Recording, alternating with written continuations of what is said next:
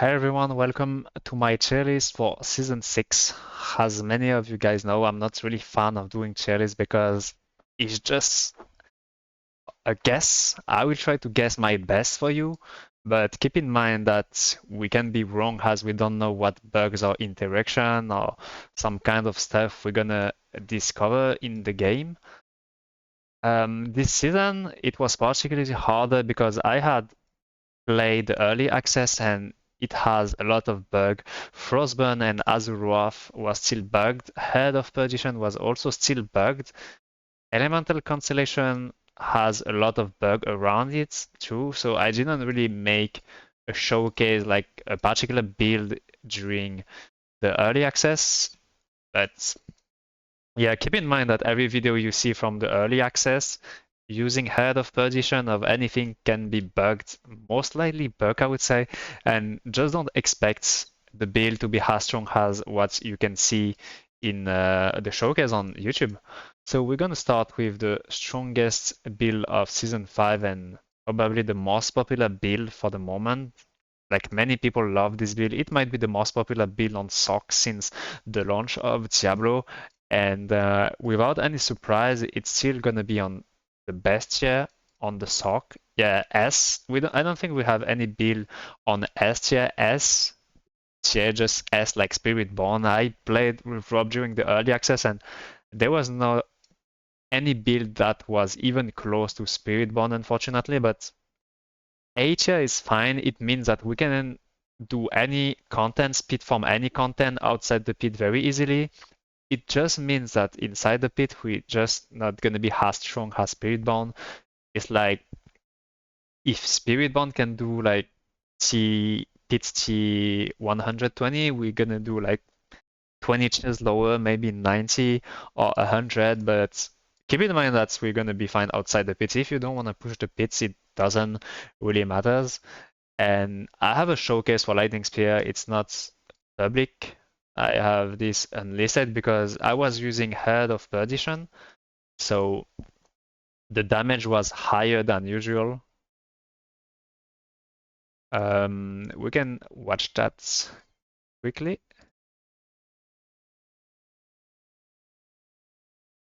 Like this is me literally speed farming the T100 on the pit just using a herd of perdition. And yeah, just be aware that you're probably not gonna do as much damage as what you can see in the video, so don't be disappointed. But maybe they're not gonna fix head of perdition correctly because from the PTO and the early access they were supposed to fix it, but it was still not. As you can see here on the demon, it should like when splintering energy hit, it should also hit the other elites, and there is only one elite that's losing life here. So yeah, we don't really know what awaits us in the final version at the launch. This build, by the way, is ready on Mobilitics. I have the planner. I'm gonna link my planner and all my build in the description. This season I will have 4 builds. I will have 1 leveling guide, 1 mid build, allow you to go T4, 1 endgame build, and 1 build for pit pushing. I selected the best build possible so you don't have to choose or think too much. If you want to play the best build of the season, you just have to follow the build. But yeah, as you can see here, we are just speed farming everything, and sometimes the elites, they just get one shot, sometimes they don't die.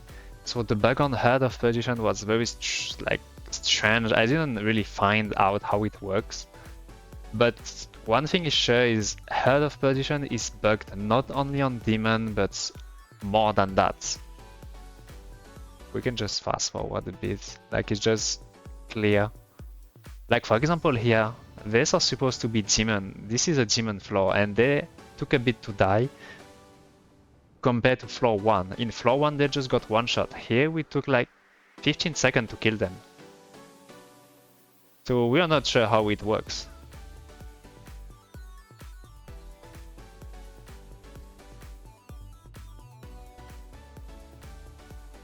And keep in mind that the gear was not even perfect. We think if they don't nerf Head of Perdition, the pure Frozen Orb just gonna go even faster than that. And keep in mind that the nerf that we received on the cap, the most important one was 12 lightning speed cap. It's not even that huge for us because as you can look here on my conjuration mastery stack, it's only at 18, 20, sometimes it go to 22, but most of the time I would say on average we are like at 20. If you count the conjuration that spawn via Frozen Orb and Ice Blade Ancient and stuff, we are roughly around 12 spear out, maybe 14, 13. So we're gonna lose 1 or 2 spear maybe, but it's not a big deal. Like overall, Lightning Spear is still gonna be the strongest build. And yeah, the boss took me like 3 minutes, I think, 4 minutes maybe. This is still a big issue, I think, on the Sorc. We always had this problem of single target damage. But yeah, it is what it is.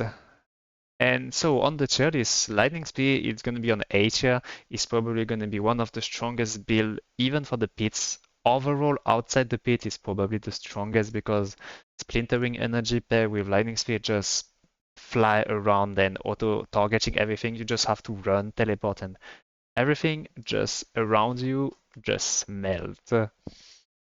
So next build, we're gonna go very quickly. Meteor is F. I'm really sorry. Like Meteor doesn't receive any love, and now almost every other build gonna use Head of Perdition, which makes the build even worse now because this uses a helm. You have to use Starfall Coronet, so it's RIP for Meteor. Firewall build. Unfortunately, this build is just good at leveling. It doesn't do anything in endgame, so it just make company with Meteor. Um, let's see. What do we have? Behind, like under Lightning Spear, I would say we got Chain Lightning with the actual conjure that is pretty strong. It's not as strong as Lightning Spear, but it's still a very strong build. It's very cool. You can use Teleport Enchant, very cool build. It's still like previous season 5, I think. It's gonna be closer to Lightning Spear, but Lightning Spear is still a lot more stronger overall. And yeah, the other build next to Chain Lightning that is pretty good, gonna be Frozen Orb. Even pure Frozen Orb might be as good now, even better from our calculation than Frozen Orb Splintering Energy. It's very easy to play this build, it's very easy to get the gear. Both builds are very easy and you can just speed farm the whole opening world with that. Any activity that is not the pits just gonna melt with this two build. That's why we put that in B tier. Now we got Fireball.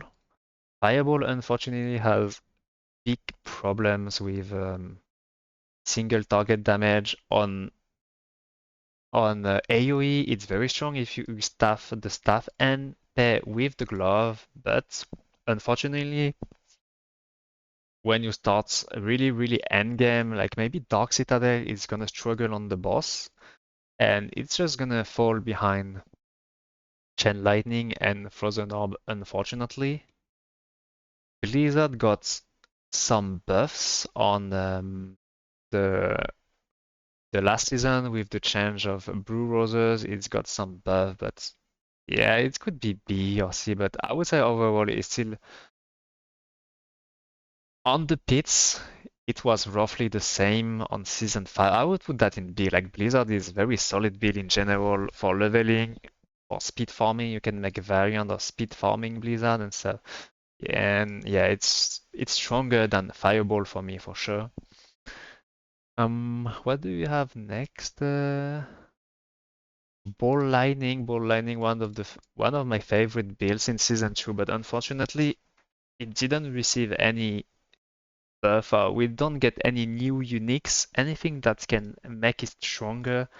And last season it was roughly the same tier as this build here. From season 5 to season 6, there are not many changes, unfortunately. We did not get any buff. We got our best build nerfed, and it's still the strongest. That's pretty funny. They nerf our best build, and our Tierlist just looks like season 5. So ball lining was around hit 140, maybe a little bit over that. So I will put that in B. It's a very cool build to play. You can farm any content with that. You can play with teleport ancient. I think I was playing with teleport ancient even in my pit pushing. And yeah, that's just gonna land on B tier for me. We have Arclash. Arclash for me is just discount version of ball lining. Unfortunately, there is no reason to play Arclash when ball lining exists. And Fireball is just stronger overall than Arclash, so I would put that in D. What do we have next? We have Aishard. Aishard was the best build in season 0, season 1. Very hard for me to put that in D or C. All the builds in B are just stronger. Aishard didn't get any buff since I think season 1. They never touched that skill. But we might be able to do some cool stuff with the rune or stuff. I would rather put that in C than D because yeah. I think Eyeshard overall is still stronger than Arclash, but not by too much. Hydra was a build I saw people do Hydra with like Furly head, but it's just unfortunately Hydra is not just not a thing. Like it doesn't work very well. The build is not super strong, and that would just end up in F. I'm sorry. Incinerates. I don't even know if Incinerate is considered as like a build if yeah, I don't know. I think Incinerate is just such a troll by Blizzard, unfortunately. Firebolt.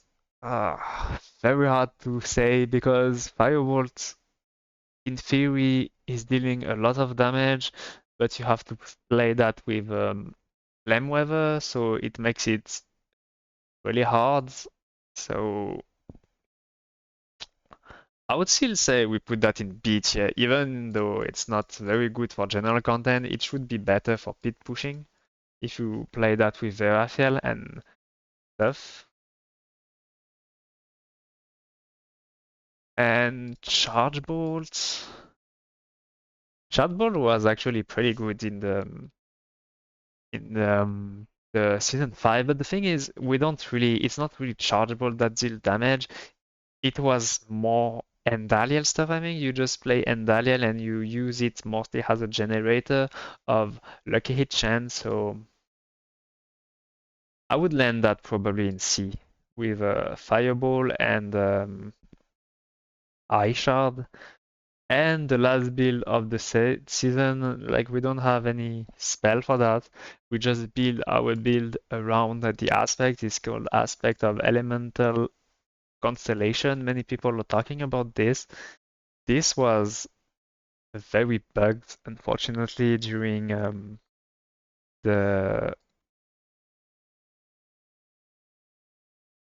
during the early access. It was pretty bugged.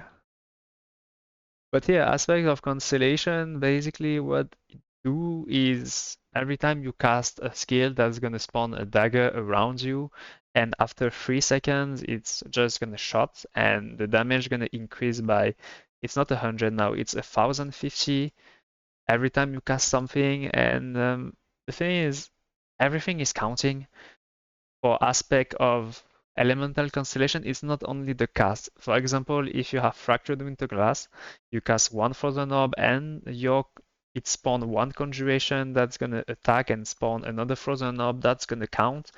For Fireball, for example, when you have the double cast and you shoot through a Fireball, you cast one Fireball, it count as one, but that's gonna split 2 times because of the double cast of 6 Fireballs. So one cast of Fireball gonna be 7.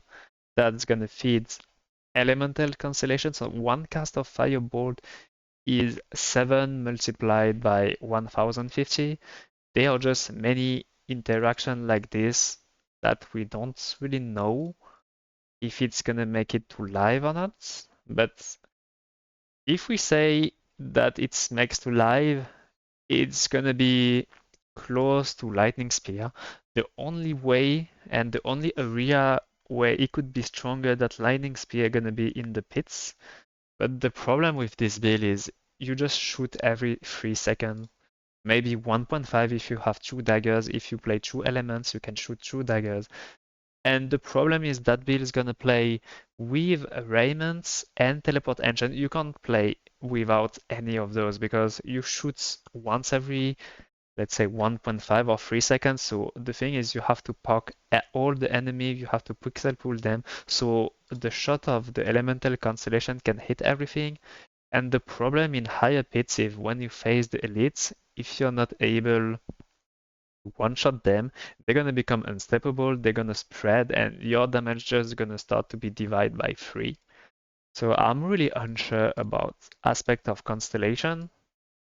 But yeah, you might have seen some video or stuff. Just keep in mind that everything that we showcase to you from the early access is bugged. Heir of Perdition was very bugged, as you've seen in my showcase here.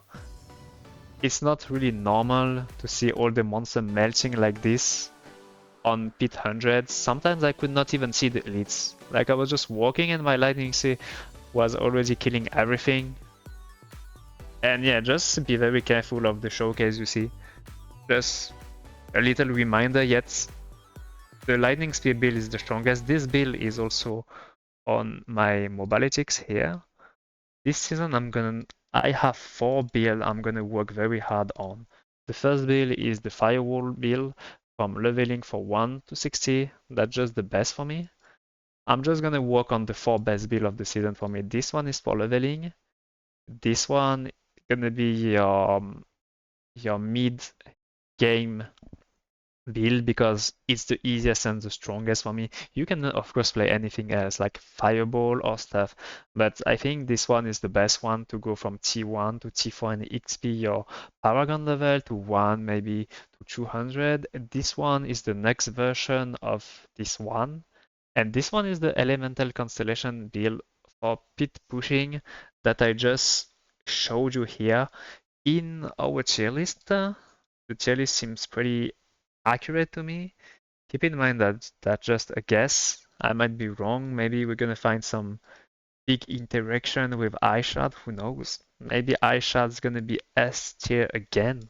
I know many people love iShard, so yeah. That's just my best guess for the season.